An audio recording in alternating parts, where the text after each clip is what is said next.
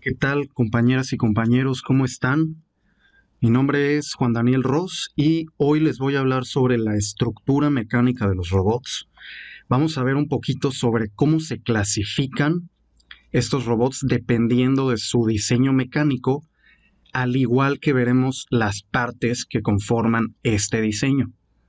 Entonces, nosotros podemos afirmar que a grandes rasgos, un sistema robótico se conforma por una serie de elementos, como lo son la estructura mecánica, las transmisiones, los actuadores, los sensores, elementos terminales y el controlador.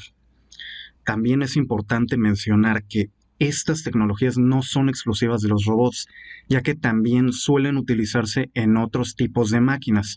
Mayormente se utilizan en máquinas herramientas. El subsistema de movimiento. El subsistema de movimiento es la estructura física y mecánica del robot que realiza un movimiento deseado para realizar determinada tarea. Vamos a ver los elementos que lo conforman. El manipulador. Cuando hablamos del aspecto mecánico de un robot, es el manipulador el componente principal. Este se conforma por una serie de elementos estructurales sólidos o llamados eslabones, los cuales se unen mediante articulaciones que permiten un movimiento relativo entre cada dos eslabones consecutivos. Cada uno de los movimientos independientes que puede realizar una articulación con respecto a la anterior, a este se le denomina grado de libertad.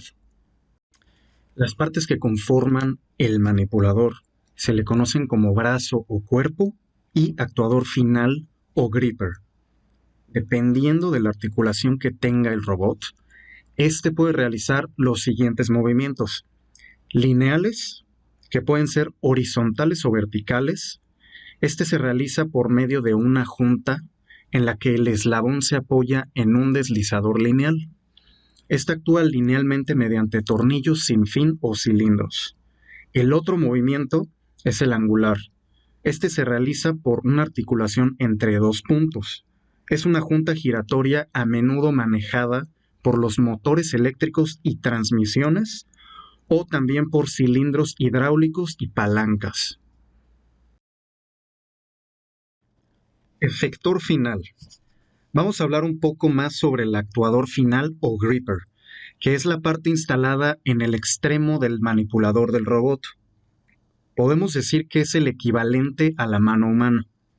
Igual podemos pensar en el efector final como una mano mecánica que manipula un objeto o que lo sostiene antes de que sea movido por el brazo del robot. En la primera imagen podemos ver un sujetador de dos dedos, utilizado para objetos muy sencillos. Y en la segunda imagen podemos ver un gripper con dedos múltiples, el cual se usa para tareas más complejas. Es importante mencionar que el gripper también se utiliza como herramienta especializada, ya sea un electrodo de soldadura, un soplete oxiacetilénico e inclusive una brocha de pintura.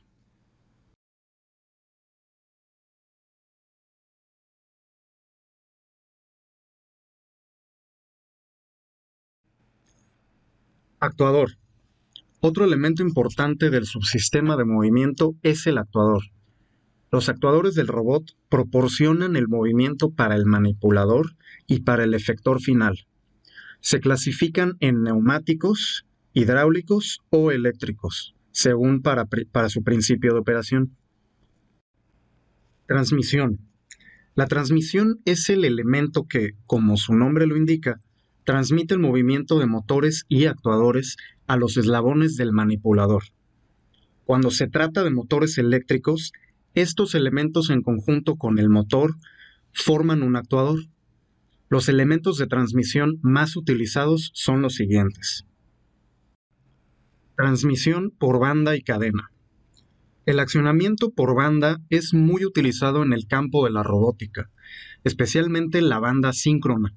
Sin embargo, su vida útil es muy breve, ya que dependen de la tensión de la banda para producir agarre a través de la polea. Por otro lado, las cadenas son generalmente más económicas, sin mencionar que tienen una mayor capacidad de carga y su vida útil es mucho más duradera. Engranajes. Entre los tipos de transmisión que existen, son los engranajes los más confiables y duraderos, aunque la elección del juego de dientes es de vital importancia durante la fase de diseño. Mecanismos de eslabones. Tienen el fin de reducir el peso y exceso de flexibilidad de los elementos de transmisión que mencionamos antes. Aquí tenemos un ejemplo sencillo del uso de mecanismos en el manipulador robótico. Configuraciones morfológicas.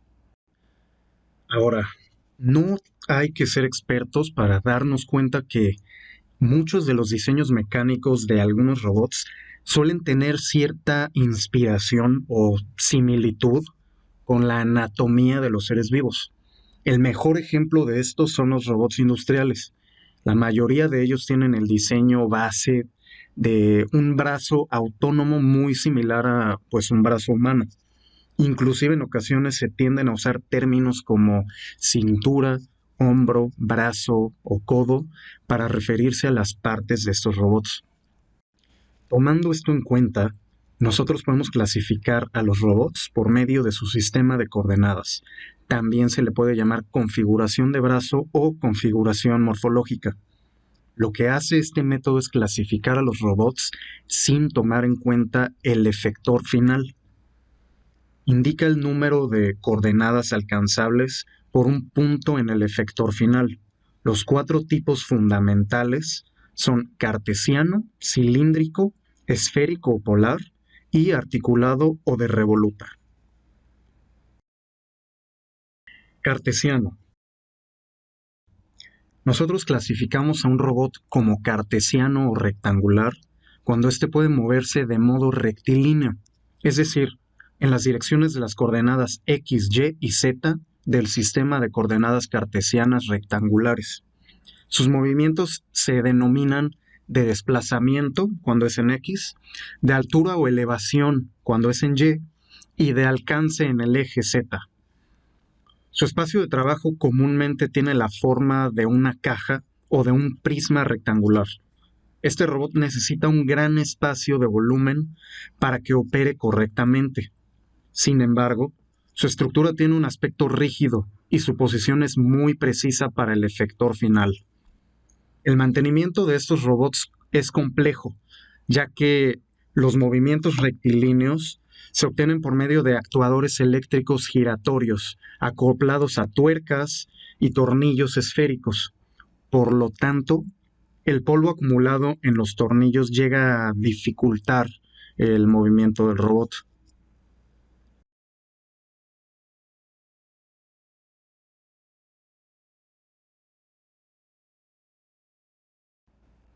Cilíndrico.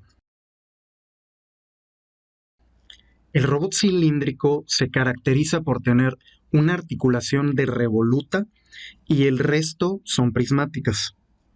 Supongamos que tenemos un robot cartesiano, solo que en vez de que pueda desplazarse a lo largo del eje X, este puede realizar un giro de 90 grados sobre el eje Y. Los puntos que puede alcanzar son convenientemente especificados con coordenadas cilíndricas, es decir, ángulo, altura y radio. Esto significa que tiene una rotación de base, una elevación y un alcance respectivamente. Ya que las coordenadas del brazo pueden asumir cualquiera de los valores entre los límites superior e inferior especificados, su efector final puede moverse en un volumen limitado, que es una sección de corte dentro del espacio de los dos cilindros concéntricos. Un robot de este tipo tendrá problemas para tocar el piso cerca de la base. Mayormente son usados cuando una tarea demanda alcanzar aperturas pequeñas o sobre superficies cilíndricas.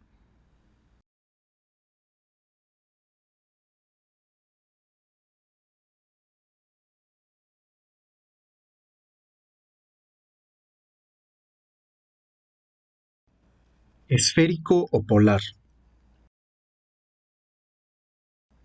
A diferencia del robot cilíndrico, este robot puede cambiar su configuración moviendo dos de sus articulaciones en revoluta y su articulación prismática. Es decir, cuando la segunda articulación prismática a lo largo de la altura y del tipo cilíndrico es reemplazada por una articulación de revoluta con su eje girado a 90 grados respecto del eje Z, y es llamado robot esférico o polar, ya que el movimiento del brazo se describe convenientemente por medio de coordenadas esféricas.